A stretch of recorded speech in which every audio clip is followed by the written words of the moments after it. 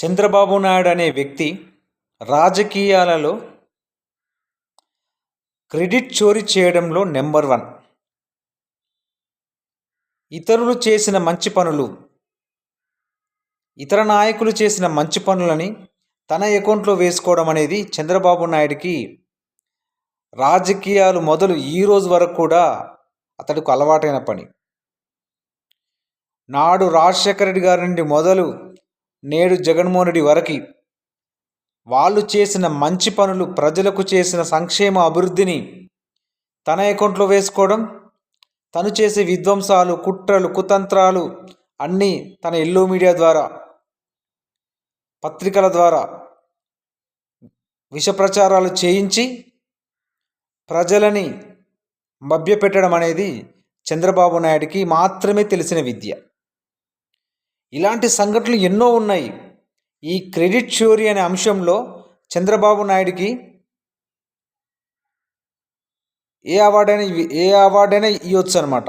ఎంతగా అంటే ఎన్నో సంస్కరణలు, ఇతర నాయకులు, ఇతర పార్టీల నాయకులు చేసే సంస్కరణలు అన్నింటినీ తన అకౌంట్లో వేసుకోవడం అనేది చంద్రబాబు నాయుడికి ఆరితేరిన విద్య.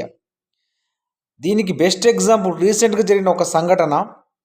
జగన్మోహన్ రెడ్డి గారు సీఎంగా ఉన్నప్పుడు వారి గవర్నమెంట్లో 6,500 కానిస్టేబుల్ ఉద్యోగాల భర్తీకి నోటిఫికేషన్ ఇచ్చి, వాళ్ళకి ఎగ్జామ్ కండక్ట్ చేసి, రిజల్ట్ ఇచ్చి అన్నీ కంప్లీట్ చేసిన తర్వాత, తీరా గవర్నమెంట్ మారిపోయిన తర్వాత ఇప్పుడు వచ్చి ఆ 6,500 కానిస్టేబుల్ ఉద్యోగాలు వీళ్ళే ఇచ్చినట్టు ఒక సభ ఏర్పాటు చేసి, ఒక పెద్ద అడ్వర్టైజ్మెంట్ లెక్క హోంమంత్రి అనిత, డిప్యూటీ సీఎం పవన్ కళ్యాణ్, ముఖ్యమంత్రి చంద్రబాబు నాయుడు వీళ్ళు ముగ్గురు కలిసి వీళ్ళే మొత్తం ఉద్యోగాల భర్తీ వీళ్ళే చేసినట్టు కలరింగ్ ఇవ్వడం అనేది ఎంత సిగ్గుమాలిన చర్య, ఎంత క్రెడిట్ చోరీ ఇది.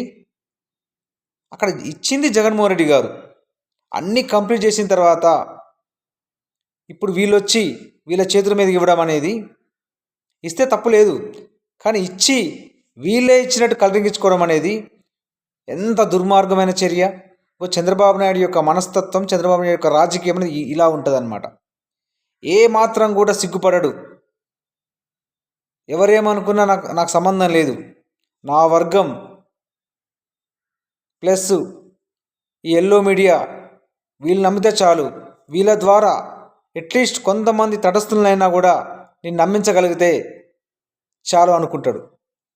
కానీ ఇది ఎంత దుర్మార్గమైన చర్య.